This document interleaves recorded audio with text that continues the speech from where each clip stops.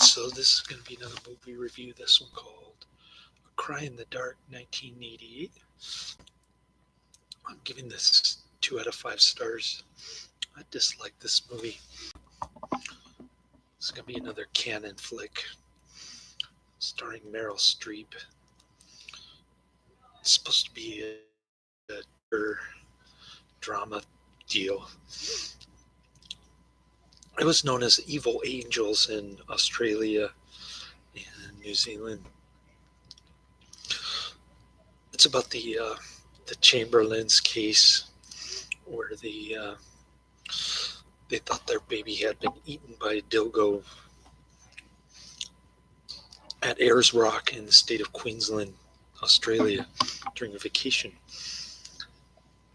And nobody in Australia had ever heard of a dilgo eating a baby. So the media went into a frenzy and made Lindy Chamberlain guilty of murdering her own 3-week-old baby during the vacation. It was based on this cockamamie theory that Seventh-day Adventists were into some kind of weird human sacrifice ritual. And the media frenzy was similar to the O.J. Simpson case here in the United States. Only instead of if the glove doesn't fit, it was a question of whether the dildo can actually kill a baby, that sort of thing. And the prosecutor, Barker, made it into a false alternative. Either the dildo killed the baby or the mother killed the baby. There's no other explanation, according to him. He's an overzealous prosecutor like Edward G. Robinson in Illegal. And the whole time the Chamberlains fought the idiotic jury decision despite the admonition from the judge. I always had respect for Australia's legal system because they don't use jury in civil trials. And unfortunately, they used it during the criminal trial. A seemingly innocent person was convicted by the press, so to speak. And the jury bought into it. She was exonerated ultimately by the Northern Appeals Court there in the Northern Territory. And I'm not a big fan of media sensationalism, and about the only thing I got from this movie is the Chamberlain's conviction to fight this thing all the way through, no matter how long it took. It kind of reminded me of my last divorce, how stupid the court system can be sometimes. And even in Australia, especially the criminal court system. I'm not talking about the civil court system because judges are afraid to make stupid decisions in civil cases in Australia because their opinions get published in legal journals and they're held accountable, unlike juries in criminal cases. So that was kind of interesting to see that aspect of the Australian government system rear its ugly head. I'm sure it's not the only bad thing that happens with the Australian government, though. And unfortunate that she had to go to jail while she was pregnant. But anyways, about the only thing I got from this movie was I learned a little bit about the Seventh-day Adventist religion, which is Protestant offshoot of that includes health food, nuts, that sort of thing. A little bit odd, but certainly not something that warrants human sacrifice, I think, in my judgment. And certainly not an extreme religion like a satanic cult or something. Anyways, I just couldn't get into this movie. I know Meryl Streep was nominated for an Academy Award, and this movie actually bombed at the box office. But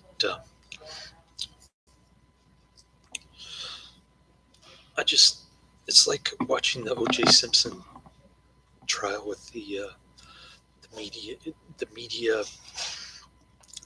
taking sides one way or another, and kind of silly. It's National Enquirer type stuff that I particularly don't care for. And what kind of turned me off about the whole thing was how the Chamberlains kind of egged on the media during the whole time. Okay, so what happens is they go on a vacation at Ayers Rock in the state of Queensland there, and they bring their 3-week-old baby, and for some unexplicable reason, Lindy Chamberlain leaves her baby in the tent with all these dildos running around, and she sees the dildo take off really fast. She doesn't see the baby, but the baby's missing, so she puts 2 and 2 together and assumes that it was the dildo's fault. Of course, the media and the prosecutor didn't buy that, but that's beside the point. She's convinced it happened. She gives up searching for a baby because it's too dark out there. They don't have torches, which are flashlights in Australia, and so they give up looking for the baby. And they don't even find the baby's sweater until 5 years later, when they found some climber who had an accident climbing the rock, and it's the biggest rock in the world, apparently. Never been to Australia, but it was kind of interesting. I did find out about Australian geography and the Seventh-day Adventist religion. That's about all I learned from this movie.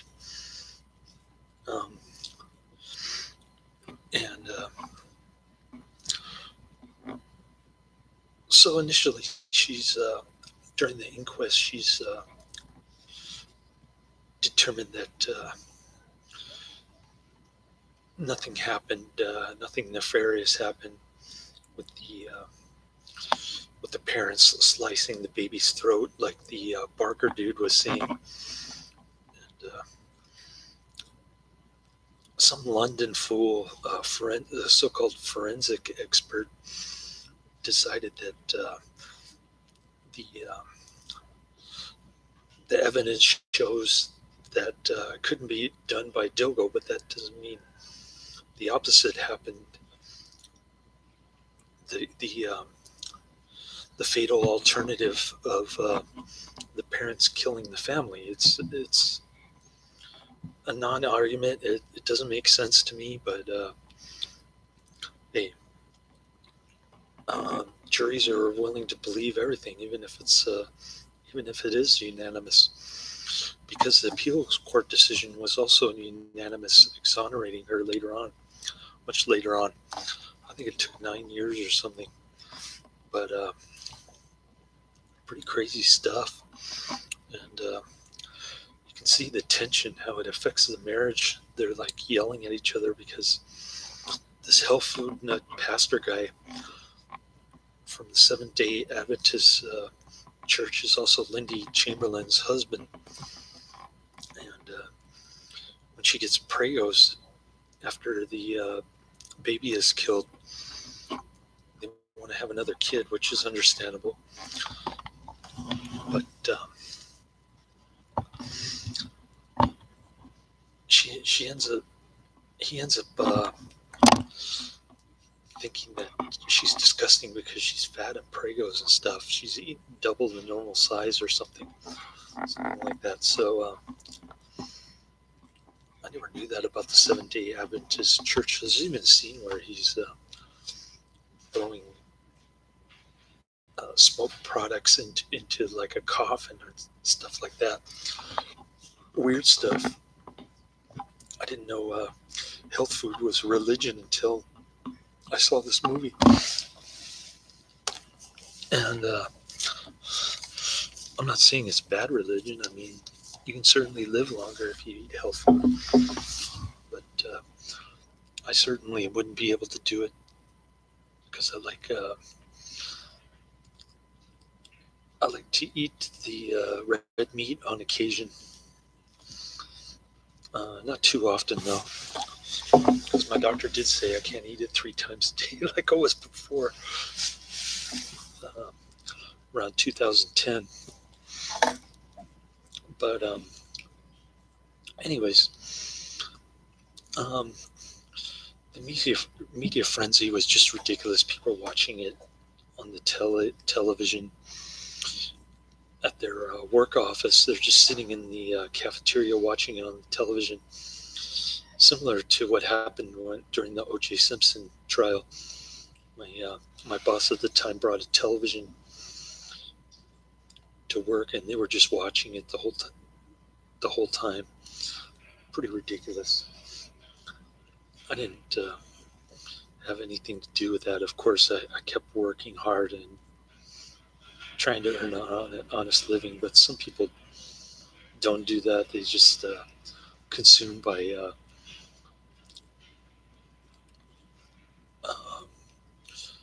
media whipping up this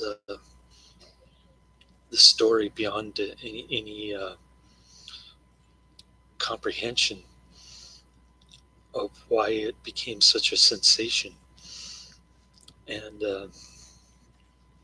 anyways,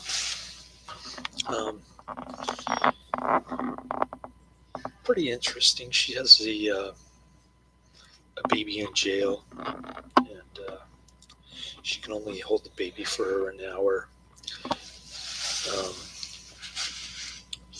She's just so stone-faced and so unfavorable to the camera. I think people thought she was guilty when she wasn't. She was just not very good in the public eye, so to speak, which is unfortunate for her. But in the end, it worked out. She was vindicated. I just don't like dramas. I don't like tearjerkers like this. I don't know why Canon made this. It was a financial bomb. And I don't know. It just rubbed me the wrong way. I don't know how many times they appealed, the Chamberlains, but I admire them for doing so. I took my divorce all the way to the California Supreme Court. Didn't go very any farther than that, but it was worth the fight to me because I believe that acting on principle and telling the truth is very important in the justice system, even if it doesn't get you anywhere. So at the very least, I wanted to set the record straight in my case, which I did. And in a sense, I felt vindicated myself, so I can certainly understand and appreciate how they felt. But the rest of the movie is just a boring soap opera, pretty much, of media sensationalism and crazy juries and prosecutors and whatnot. So not a good flick. I can't recommend it. I'm not going to post the the trailer of the movie in the description box, but I did learn something about Australia and religion in this movie. That's about the only redeeming thing I could find, other than the Chamberlain's perseverance to fight this and ultimately winning in the end. By the way, the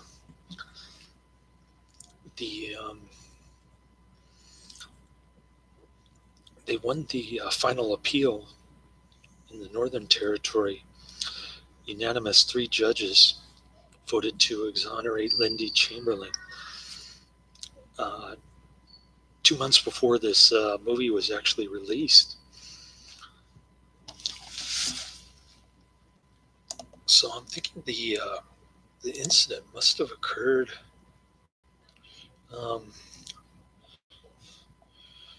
in the early 80s, and then it just kept going, and the budget was 15 million, but the cumulative worldwide gross was only 6.9.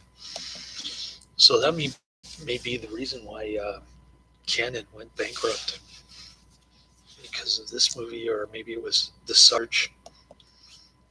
I don't know. But I just can't get into this movie. It's just way too sensational for me. I never cared much for the O.J. Simpson crap, and I didn't care much for this one. So I guess I was biased in that respect. Sorry about that. Laters.